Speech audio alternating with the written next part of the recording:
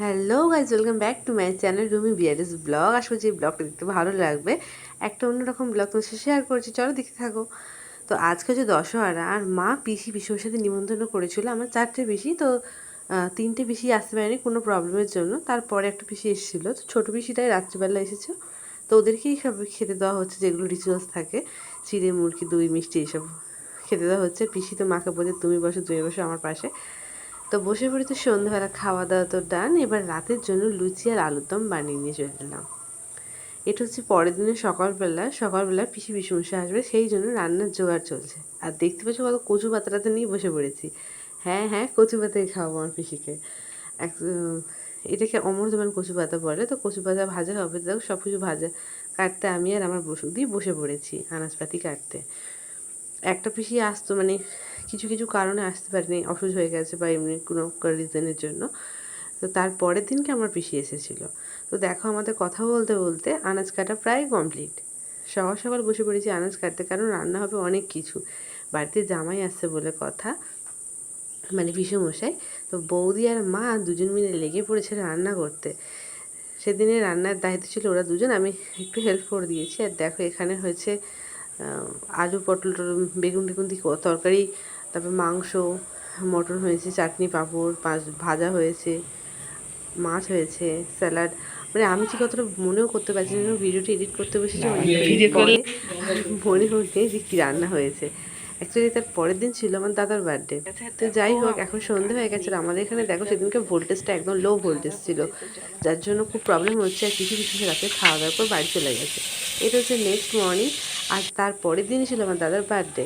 তো বার্থডে দেখো মা বৌদি রান্না করছে, আর এদিকে আমি চাটনিটা বসিয়ে দিলাম, আর এদিকে রান্না হচ্ছে, মানে নিরামিষে সমস্ত কিছু রান্না বান্না করছে। দেখো আমার চাটনিটা করার ডান, আর এবার হচ্ছে দাদাকে খেতে দেওয়ার পালা। তো আমি যেহেতু কিছুই ছুঁইনি, তো বৌদি সমস্ত কিছু গুছিয়ে গেছে, দাদাকে দিচ্ছে। আর দেখো এদিকে ডাল করেছে, এটা হচ্ছে পটল চিংড়ি, মাছ হয়েছে। কালকে যেহেতু মটন হয়েছিল, তো আজকে বলেছি শুধু মাছই খাবো, তো জন্য মাছ নেওয়া হয়েছে। এইগুলো ব্যাপার।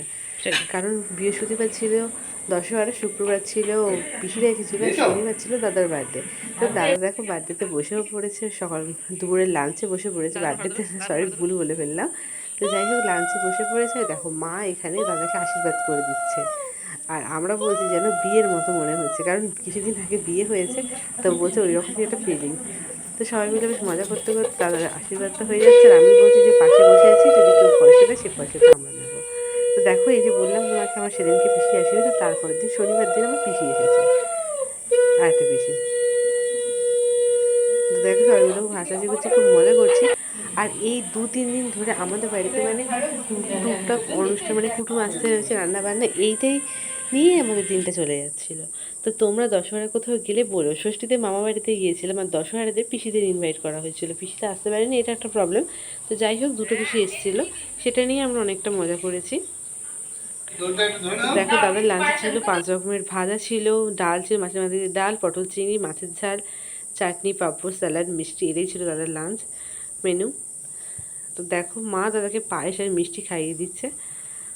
আর দাদা এই যে বলছে যেন বিয়ের মতো মনে হয়েছে, সব যত পারছে তত মিষ্টি খাইয়ে দিচ্ছে, এরকম মনে হচ্ছিল।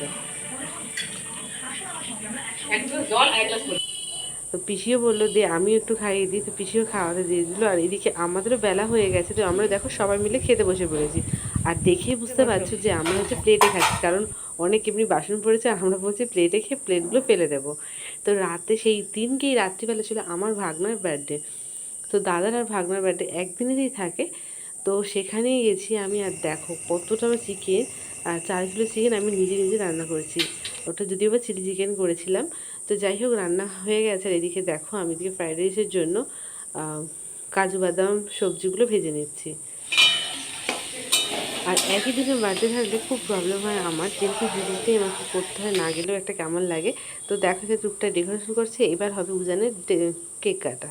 তো তারই ব্যবস্থা হচ্ছে। আর দেখো সবাই মিলে অনেক বাচ্চা এসে গেছে, কারণ ওদের বললাম যে অনেকই লোক হয়েছিল ওর বার্থডেতে। তো চলো এবার কেক কেটে নেওয়ার পালা। তো কেকটা কেটে নিই। কেকটা কেটে নেওয়ার পর আমি খুব তাড়াতাড়ি করে রাইসটা কমপ্লিট করে চলে এসেছি বাড়িতে, কারণ আমার দাদার বার্থডে, এটাও মিস করার মতো নয়। তো যাই হোক দেখো এসে গেছি, আর দাদাই গেছিলো কেকটা আনতে, তো যাওয়ার সময় পাইনি একটু। তো সবাই মিলে এবার কেক কাটিং হবে। আর রাত্রিবেলা আমার পিসির ছেলে মানে আমার দাদারাও এসেছিল। আমার ডিনারের মেনু